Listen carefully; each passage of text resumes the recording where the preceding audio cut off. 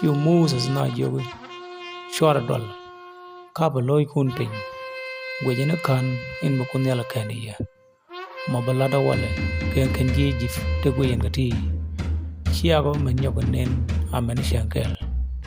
bukun yal korun kazika aba dununa bet bukun yal mudi jogi amuchole amo kawia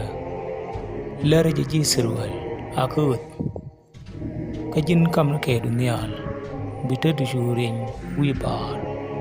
kuyer yu dagdar kawo biji sirwal